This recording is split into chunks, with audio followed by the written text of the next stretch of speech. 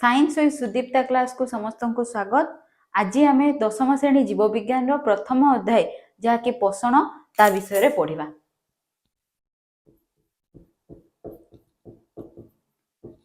Fast आम जानिबा कौन ना पोषण क्या कह जाए। धरा जाओ गोटे पिलाटे जन्म हैला परे प्रथमे तार कौन हबो ना ओजन रे वृद्धि घटिबो, उच्चता रे वृद्धि घटिबो। किछि दिन गला परे कौन हबो ना से खेलिबा, दौड़िबा, चलिबा एगुडा सब काम करिवो। तेणु ये जे ओजन वृद्धि घटिला कि उच्चतार वृद्धि घटिला, खेलिबा, चलिबा, दौड़िबा ए समस्त कार्य पई कौन आवश्यक ना शक्ति आवश्यक। शक्ति हमको केउठारु मिलि थाए ना खाद्यरु मिलि थाए।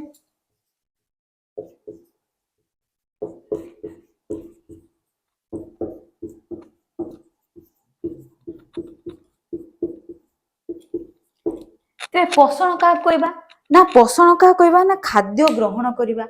खाद्य ग्रहण पर से थिबा उपादान गुडी को संग्रह करिबा, एथिरो शक्ति आहरण करिबा। ए समस्त प्रक्रिया को हमें कौन कहबा ना पोषण कहबा। तेणु लेख खाता खोली समस्त लेख जे खाद्य ग्रहण।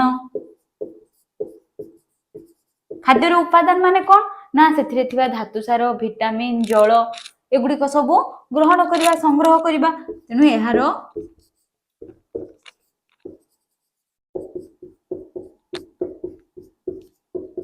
उपादान संग्रह आपर कौन हम ना एथिरो शक्ति बाहर। तेणु शक्ति आहरण।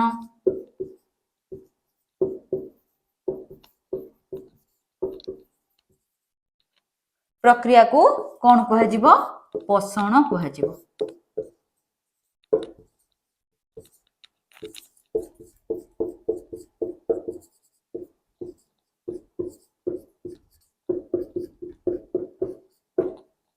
लिखिल समस्ते तेने खाद्य ग्रहण, यार उपादान संग्रह, शक्ति आहरण प्रक्रिया को कौन कह ना पोषण कह। पोषण कौन कौन स्टेप देके जाउथो सेटा हमें जानिबा दरकार। ताने प्रथम स्टेप कौन ना खाद्य ग्रहण करिबा।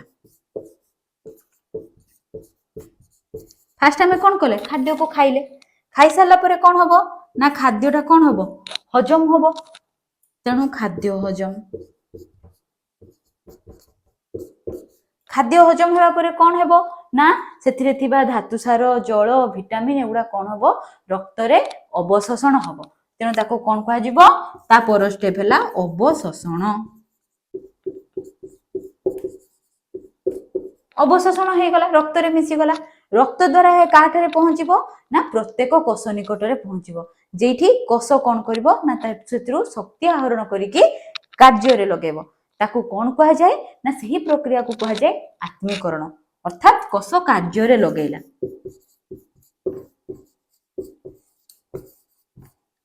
ए समस्त प्रक्रिया हैला परे किछि वर्ज्य वस्तु बॉडी रे निर्गत हबो, ताकू कौन कह जिवो ना मूलत्याग।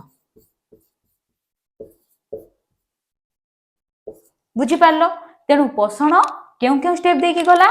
प्रथम स्टेप हैला खाद्य ग्रहण, सेकेंड स्टेप कौन हैला ना खाद्य हजम, थर्ड स्टेप कौन हैला ना अवशोषण, तापरे कौन हैला ना कोष कार्य रे लगेला, ताकू कौन कह जिवो आत्मीकरण। परिशेष रे सभा शेष रे हमर कौन हबो ना मूलत्याग हबो। बुझी पारलो ताने पोषण कौन। सेपरी मनुष्य मानक शरीर, जीव मानक शरीर, समस्त शरीर कौन होता है ना किछि जैव रासायनिक प्रक्रिया होता है।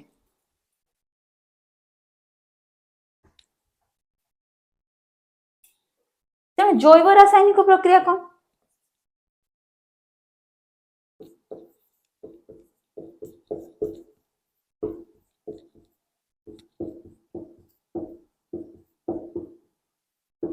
फास्ट हमें जानिबा रासायनिक प्रक्रिया कौन।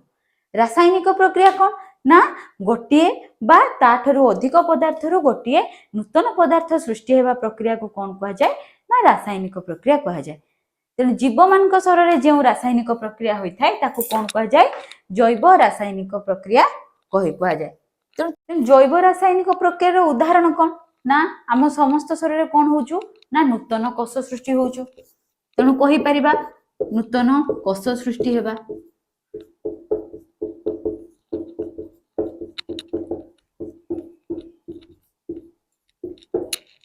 आउ कौन हबा ना खाद्यर शक्ति निर्गत हेबा।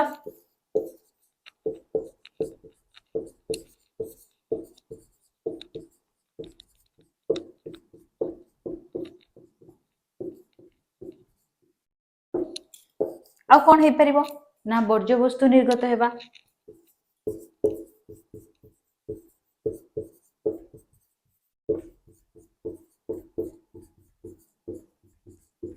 एगुड़ा गोटे गोटे कौन ना जैव रासायनिक प्रक्रियार उदाहरण। तेणु उद्भिद माने निज खाद्य निजे प्रस्तुत कर पारथांती केउ प्रक्रिया रे आलोक शोषण प्रक्रिया रे जाको आमे कोन कहूछु ना फोटोसिंथेसिस।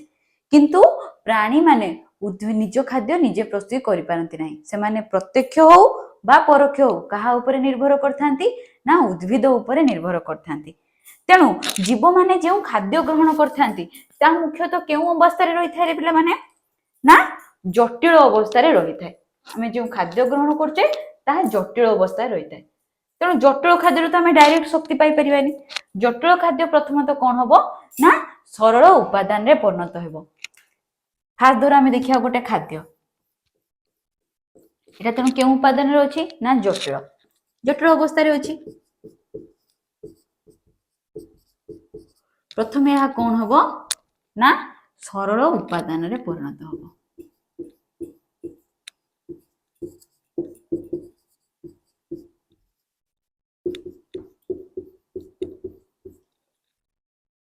तेणु ये जटिल उपादान रु सरल उपादान होगा प्रक्रिया को कौन कहा जाए गोटे ध्वंसात्मक प्रक्रिया कहा जाए। अर्थात जटिल अवस्था रे दहन बा जारण घटिके कौन हुए ना सरल उपादान रे परिणत हुए। जेथुरु कौन निर्गत होई थाए ना शक्ति निर्गत होई थाए। ताको एक शक्ति मोचन प्रक्रिया कहा जाए। एवं यह को आउ कौन कहा जाए ना अपचय कहा जाए। तेबे आमे कौन कहबा ना जटिल उपादान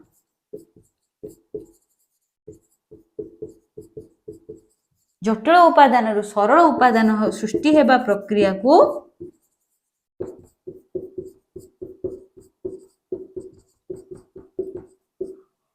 सृष्टि हेबा प्रक्रिया कौन कहा जाए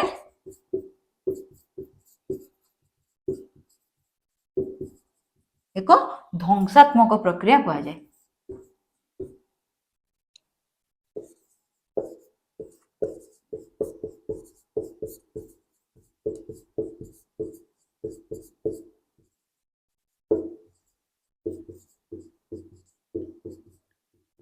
यह को आउ कौन कहा जाए यह को अपचय कहा जाए।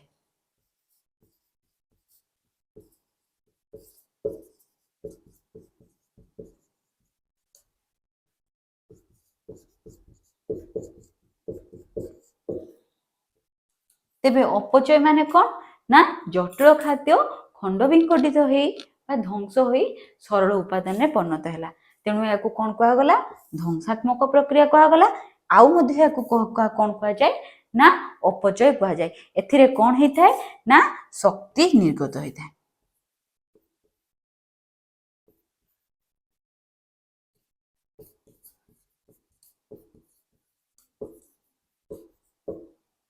हैला खाद्य सरल उपादान रे परिणत हैला शक्ति रु सेटु कौन उत्पन्न होबो ना शक्ति उत्पन्न होबो।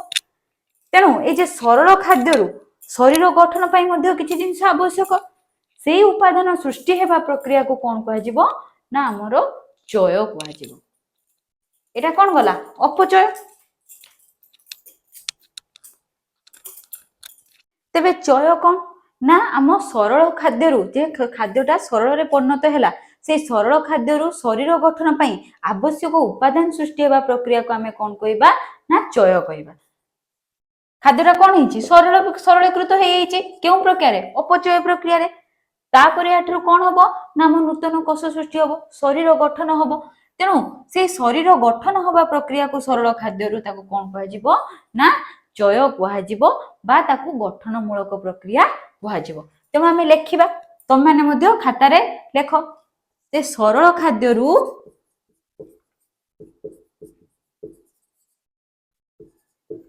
शरीर गठन पई आवश्यक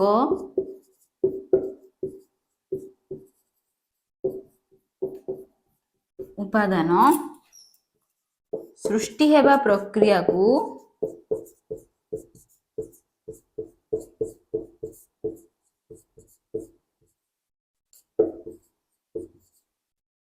कौन कहा जाए गठनमूलक प्रक्रिया कहा जाए।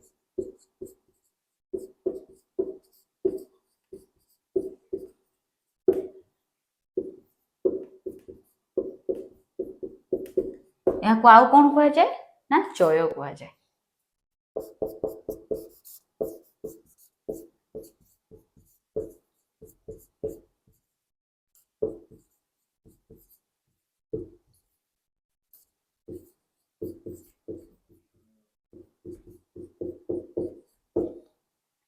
तेबे प्रथम है कौन ना खाद्य जटिल खाद्य सरल खाद्य परिणत है जहाँ आम कौन कही अपचय कही। तापर सरल खाद्य कौन है सरल खाद्य शरीर गठन है जहाँ आम कौन कहे चय कहे। तेणु ये चय और अपचयर समाहार को आम कौन कह जाए चयापचय कह जाए।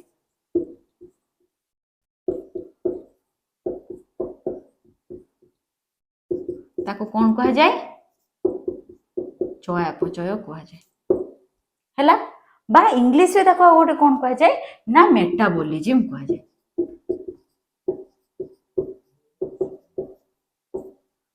बुझी पारलो।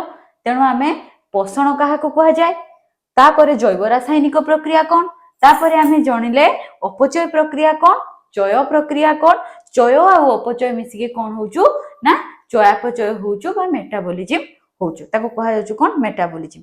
आपर आमे जानिबा कौन ना खाद्य को केते भाग रे विभक्त कराइछि। तेबे आमे कौन ना हमर तार किछि खाद्यर किछि रासायनिक गठन हेतिबो। तेणु रासायनिक गठन तार कार्य शक्ति केते शक्ति किए केउ खाद्य केते मात्रा रे शक्ति प्रदान करछु सेही अनुसार खाद्य को हमको मुख्यतः केते भाग रे विभक्त कराइछि 6 भाग रे विभक्त कराइछि। क्यों क्यों दृष्टि हम ताको क्लासिफाई करबा विभक्तिकरण करबा ना रासायनिक गठन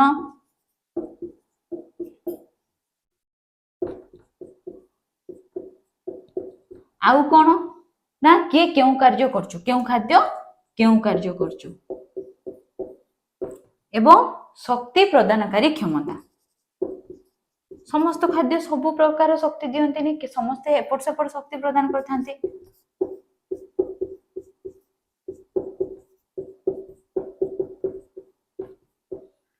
केते हारी विभक्त कराइछि ना 6 भाग रे विभक्त कराइछि। फास्ट कौन ना श्वेत सार यापर कौन ना पुष्टि सार आउ कौन अछि रे स्नेह सार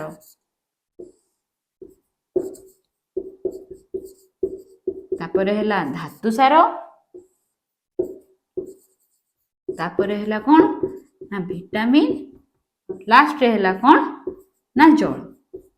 तेणु खाद्य को आमे एई 6टी भाग रे विभक्त करजे कौन कौन ना श्वेत सार पुष्टि सार स्नेह सार धातु सार विटामिन एवं जल। तेणु प्रथम आमे का विषय पढ़िबा ना श्वेत सार विषय पढ़िबा। तुम समस्त तो क्लास 6 रु पढ़िथिबो जे श्वेत सार कौन करथाय रे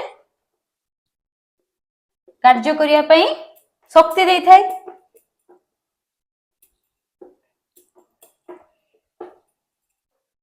तेणु ये श्वेत सार ताको इंग्रजी रे कौन कह जाए ना कार्बोहाइड्रेट कह जाए।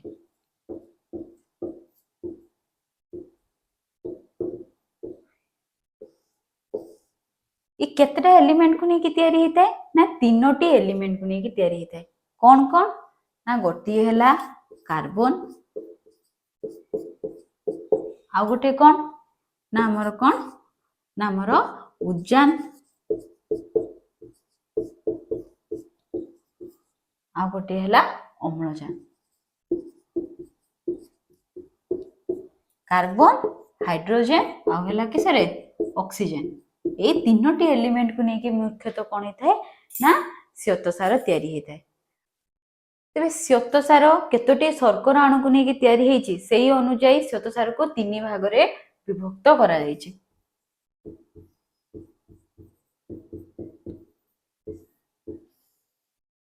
प्रथमटी कौन ना मोनोसाकाराइड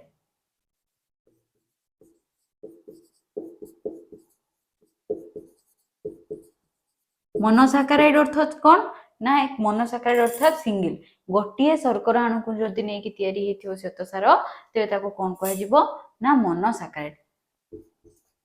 जदि दुईटी शर्करा अणु को नहीं तैयारी हेथिबो ताको कोन कह जाय ना डाइसैकाराइड।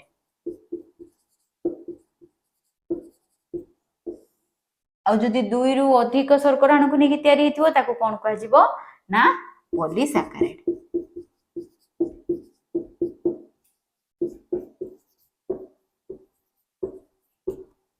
तेणु मोनोसाकाराइड भितर किए किए जाए ना आमे समस्त जानिछे ग्लूकोज।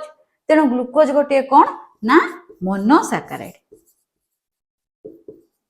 आउ कोन ना फ्रुक्टोज।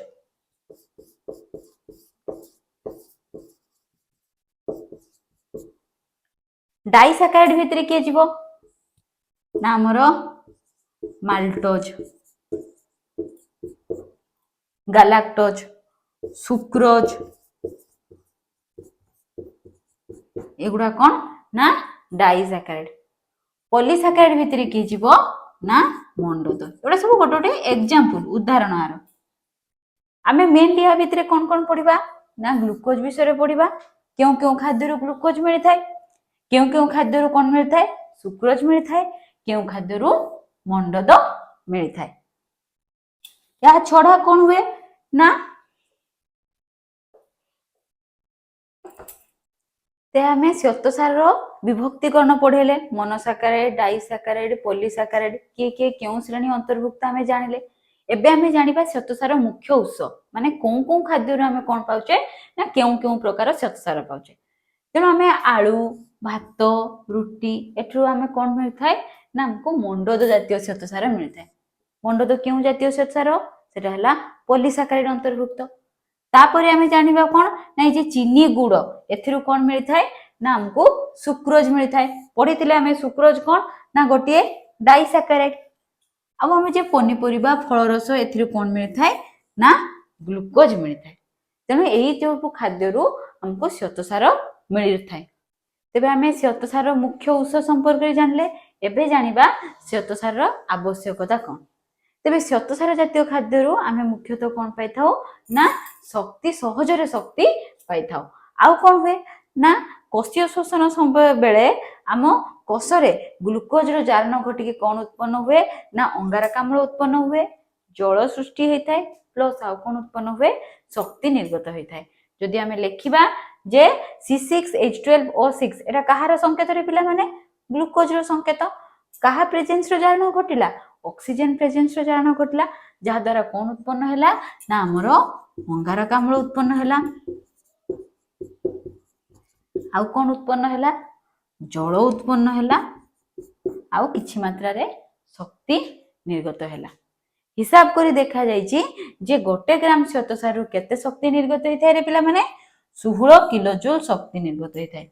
ए जे किलोजूल माने कोन ना हला शक्ति रो एकक जेमति समय रो एकक सेकेंड दूरता रो एकक किलोमीटर मीटर सेमति शक्ति रो एकक कोन ना जूल किलोजूल अर्थात पढिथिबो समस्ते 1 किलो जूल जे केते जूल रे 1000 जूल। तेणु तुम साइंस रो प्रथमे जानिबा दरकार जे जेते बेले कोनोसी क्वेश्चन रो आंसर लिखुचो सेते तुम एमती पॉइंट वाइज लिखिबो से मुख्य उत्स हो आवश्यकता हो समस्त जिंस pin to pin point to point रहिबो। बुझि पारलो। तबे आ पर हमें पढिबा कोन ना पुष्टिसार विषय रे पढिबा। ते पुष्टिसार बा प्रोटीन यार मुख्य उत्स कोन ना माछ मांस अंडार धड़ा अंश छेना क्षीर आउ एही सब प्राणीज द्रव्य डाली जातीय शस्य रे कोन रही थाए ना प्रोटीन रही थाए बा पुष्टिसार रही थाए। ए पुष्टिसार कहा को नहीं कि तैयारी ना एमिनो अम्ल श्रृंखल रु तैयारी अर्थात श्रृंखल माने कोन ना चेन आकार रे सजै ही रहितिबो अर्थात गोटे एमिनो अम्ल आउ गोटे एमिनो अम्ल सहित बंध गठन करिथिबो। सेहीपरि एई एमिनो अम्ल आउ गोटे एमिनो अम्ल सहित कोन करिवो ना बंध गठन करिथिबो। आ ये जे बॉन्ड टा कोइ माने जे बंध माने कोन कह जाय ताको इंग्लिश रे बॉन्ड कह जाय। ए बॉन्ड को कोन कह जाय पेप्टाइड बॉन्ड कह जाए। बोर्ड हेले तुम आ विषय पढ़िबो। तारे पुष्टिसार ए एमिनो अम्ल जे चेन आकार श्रृंखल द्वारा सज्जित हो रही ताठू कौन तैयारी थाए ना पुष्टिसार तैयारी थाए। तो पुष्टिसार मुख्य उस विषय जानिले वर्तमान आम जाना पुष्टिसार आवश्यकता कौन। फास्ट है कौन ना शरीर वृद्धि नूतन कोष सृष्टि होगापी कौन आवश्यक ना पुष्टिसार आवश्यक होता है। आउ जिते बड़े खाद्यर परिपाक हुए हजम होता है से कौन हुए ना पुष्टिसार जातीय खाद्य कौन थे परिणत होता है एमिनो अम्ल रे परिणत होता है। कारण पुष्टिसार क्या नहीं एमिनो अम्ल श्रृंखल तैयारी।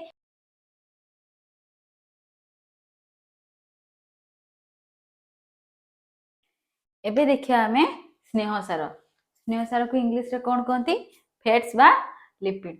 या मुख्यतः कौटी थाए ना आम चर्बी तले पेट तले आम चर्बी रही सेगुड़ा एक्चुअली कौन ना स्नेहसार। तेरे स्नेहसार मुख्य उत्स कौन रे पिला माने ना मांस क्षीर छेना लहुणी अंडार धला अंश कौन थिला पुष्टिसार थिला।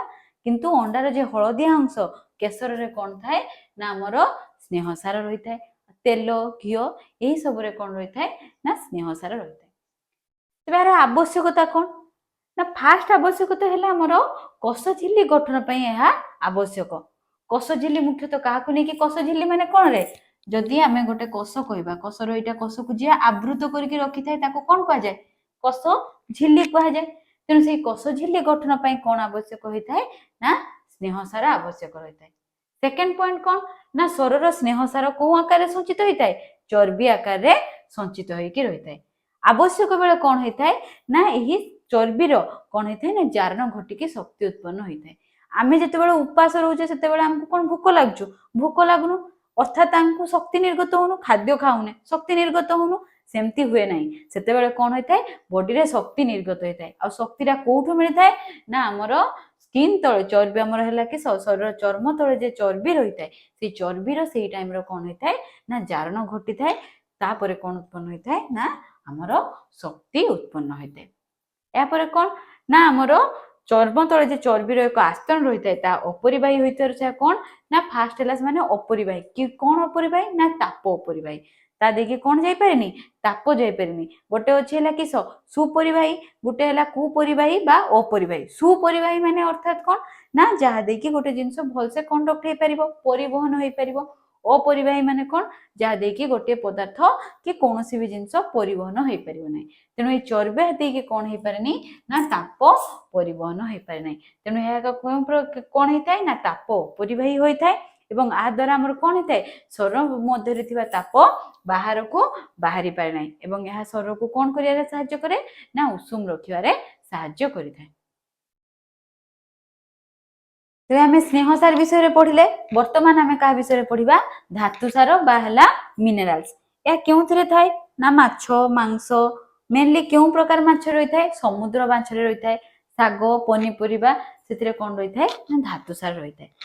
तेरे धातुसार मुख्य काम कौन ना शरीर गठन पर यार बहुत प्रकार आमर धातुसार आवश्यक रोच कौन कौन ना लौह calcium iodine phosphorus potassium sodium यही सब धातुसार आम शरीर गठन पर आवश्यक। या भितर आमर दांत आउ हाडर गठन पर क्यों प्रकार धातुसार आवश्यक होता है ना कैल्शियम आवश्यक होता है। सेपरी लोहित रक्त कणिकार रही है कौन ना हेमोग्लोबिन। लोहित रक्त कणिका को आउ कौन कह जाए रे आरबीसी कह जाए 9 क्लास रे पढ़िथिबो। आरबीसी अर्थात कौन रेड ब्लड सेल से कौन रही है ना हेमोग्लोबिन रही है। से हिमोग्लोबिन गठन पर कौन आवश्यक होता है ना लौह आवश्यक होता है। तो मन पकाओ हिमोग्लोबिन कार्य कौन थिला रे ना हिमोग्लोबिन क्या सहित संयुक्त होतला ना ऑक्सीजन सहित संयुक्त होइकी कौन करथुला ना ऑक्सी हिमोग्लोबिन तैयारी करथुला जहाँकि प्रत्येक कोष निकट रे कौन पहुंचौथुला ना ऑक्सीजन पहुंचौथुला एवं सेठारु कोष पाखरु कौन आनुथुला ना कार्बन डाइऑक्साइड आनुथुला। कार्बन डाइऑक्साइड पुनश्च कहा सह संयुक्त हैला ना हिमोग्लोबिन सहित संयुक्त हैला एवं कौन तैयारी करथुला कार्बोक्सी हेमोग्लोबिन तैयारी करथुला एवं आमको कार्बन डाइऑक्साइड जहाँ से कार्बन डाइऑक्साइड को आम कौन करे ना शरीर निर्गत करथाय। तापर कौन ना शरीर में आयन रो संतुलन रक्षा करिया पई किए साहाय्य करे ना धातुसार साहाय्य करे। आयन माने कौन रे पिला माने ना चार्जित कणिका चार्ज युक्त कणिका से आयन आम जदि कहबा बॉडी भितर आयन कौन ना sodium ion Na+, potassium ion, chloride ion है, तेणु कैल्शियम आयन ये सब आयन आमर बालांस करिवारे संतुलन रक्षा करिवारे किए सहाय्य करथाय ना धातु सार सहाय्य करथाय। एवं ए आयन रो कार्य कोन थाय ना स्नायविक आवेग ग्रहण करिवारे आयन रो प्रमुख भूमिका रही थाय, जहा कि हमें आगो को विषय गले हमें पढ़िबा। हमें धातु सार पढ़थिले, वर्तमान हमें का विषय पढ़िबा ना विटामिन विषय पढ़िबा। तेणु विटामिन केते प्रकार पिला माने ना विटामिन 2 प्रकार। गोटे हला जल रे द्रवणीय,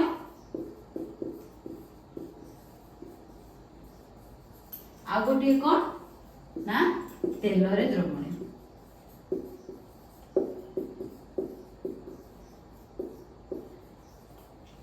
ये जल रे द्रवणीय विटामिन से केउठार मिलता है ना शाग, पनीपरिबा, फल इठार कौन मिलता है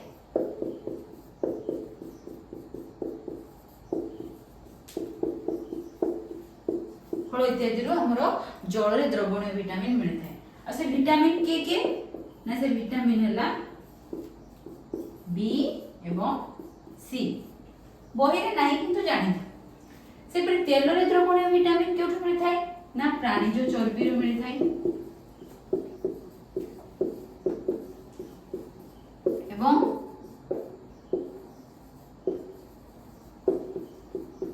उद्भिदजात तेल रो मिलता है। एवं ये जल रे द्रवणीय तेल रे द्रवणीय विटामिन कौन कौन ना विटामिन ए, डी, ई, के एगुड़ा सब तेल रे द्रवणीय विटामिन। वर्तमान आम जानिबा विटामिन रो आवश्यकता कौन ता कार्य कौन।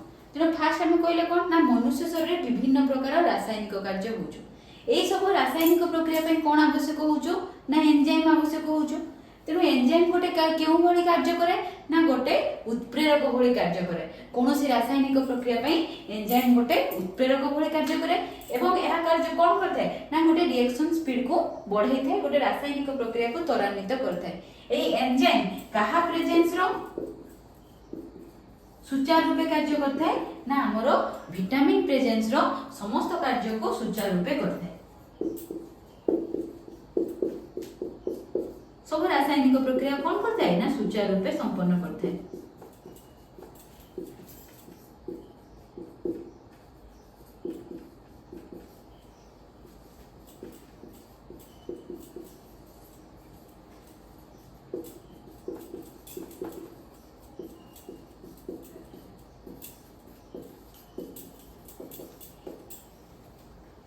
तेणु जितेबाला विटामिन रो अभाव हुए से विभिन्न प्रकार रोग हुए। जदि आमे कहबा विटामिन ए अभाव रो आमे प्रथम रो जानचे विटामिन ए अभाव रो कोन हिसे रे अंधार बना हिते। विटामिन सी अभाव रो स्कर्वी हिते।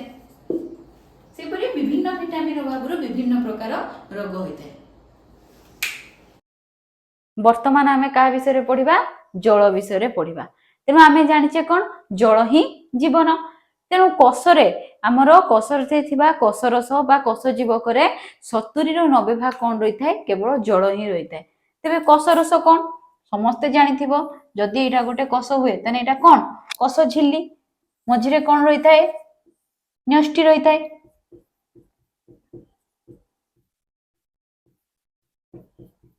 एटा हला कौन कोष झिल्ली बा सेल मेम्ब्रेन।